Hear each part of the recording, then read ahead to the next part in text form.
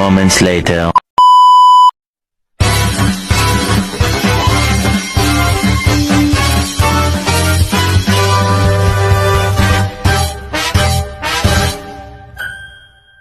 Assalamualaikum warahmatullahi wabarakatuh. Perkenalkan, nama saya Resti Prahatini. Nama saya Wina Witari. Saya Nisa Nurhoibah. Nama saya Rangga, nama saya Wahyudin. Kami dari kelompok 5 akan menjelaskan tentang APBN 2024. Di sini ada pengertian APBN, yaitu rencana keuangan tahunan pemerintah negara Indonesia yang disetujui oleh DPR. APBN berisi daftar sistematis dan terperinci yang memuat rencana penerimaan dan pengeluaran negara selama 1 tahun. APBN terdiri atas 3 komponen, yakni anggaran pendapatan negara, anggaran belanja negara, dan pembiayaan anggaran.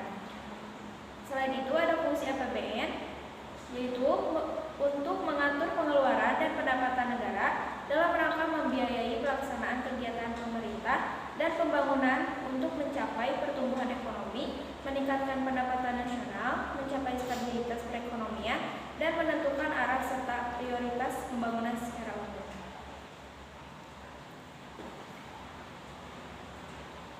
Tujuan APBN: pertama, memelihara stabilitas ekonomi dan mencegah terjadinya defisit anggaran. Kedua, sebagai pedoman penerimaan dan pengeluaran negara dalam rangka pelaksanaan kegiatan kenegaraan serta peningkatan kesempatan kerja yang diarahkan pada peningkatan pertumbuhan ekonomi dan kemakmuran masyarakat.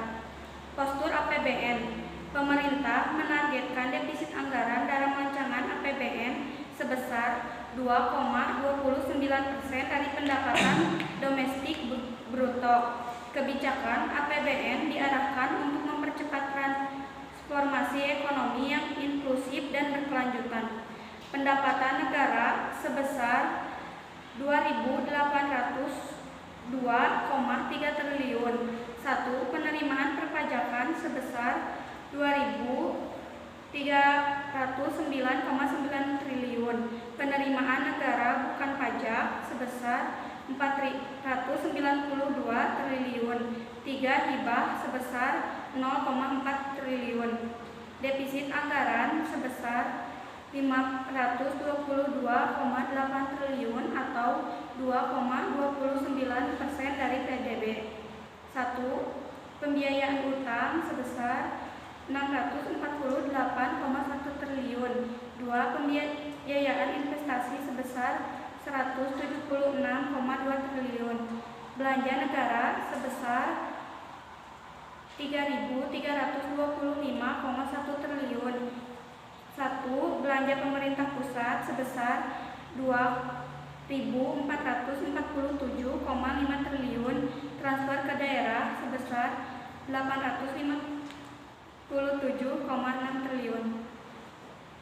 Fokus kebijakan fiskal 2024. 1. Melalui pengoptimalan fungsi distribusi dan stabilisasi APBN yang difokuskan pada pengendalian inflasi, penghapusan kemiskinan ekstrim, penurunan frekuensi stunting, dan peningkatan investasi. 2. Melalui pengoptimalan fungsi alokasi APBN yang difokuskan pada penguatan kualitas sumber daya manusia,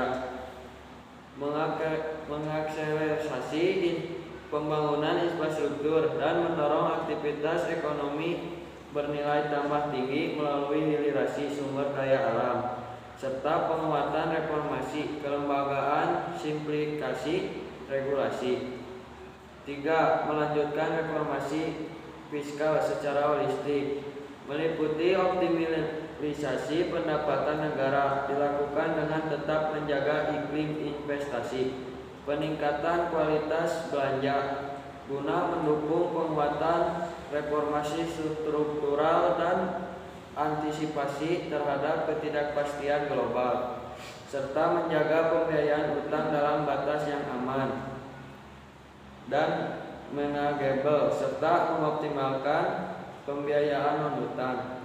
Untuk target pembangunan 2024 ada tingkat pengangguran yaitu 5,0 sampai 5,7%, Indeks pembangunan manusia 73,99 sampai 74,02%. Tingkat kemiskinan 6,5 sampai 7,5%. Gini ratio 0,374 sampai 0,377%. Kemiskinan ekstrim 0 sampai 1%. Nilai tukar petani 105 sampai 108%. Nilai tukar nelayan 107 sampai 110. Belanja negara 2024. Belanja negara pada APBN tahun 2024 dialokasikan sebesar 3.325 triliun yang terdiri dari belanja KL sebesar 1.090 triliun, belanja non-KL sebesar 1.376 triliun, serta transfer ke daerah sebesar 875 triliun. Pendapatan negara 2024. Pendapatan negara pada APBN tahun anggaran 2024 ditargetkan sebesar 2.800 triliun. Kontribusi pendapatan negara terutama berasal dari penerimaan perpajakan dan APBN.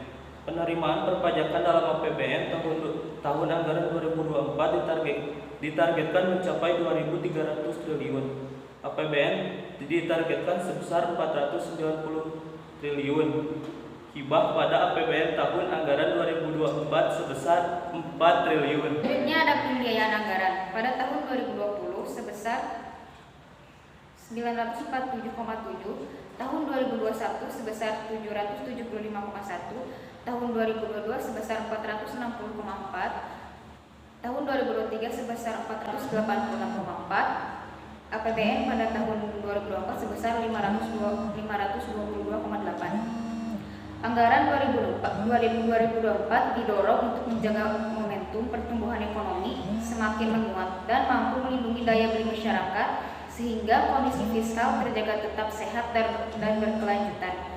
Tahun 2024 merupakan masa lanjutan kebijakan konsolidasi fiskal yang dimulai sejak tahun 2002. Selanjutnya ada strategi dan mitigasi risiko pembiayaan utang pada tahun 2024. Yang pertama ada pengelolaan pembiayaan utang, yang kedua ada mengoptimalisasikan potensi pendanaan dalam negeri, yang ketiga ada efisiensi biaya utang dan diferensi portofolio utang, yang keempat ada mendorong pengembangan dan pendalaman pasar keuangan, yang kelima ada memprioritaskan penerbitan utang, yang keenam ada memanfaatkan sumber-sumber pembiayaan, yang ketujuh ada membangun pembiayaan kreatif dengan mengombinasikan beberapa instrumen. Sekian presentasi dari kelompok kami. Maaf bila ada kata-kata yang kurang baik.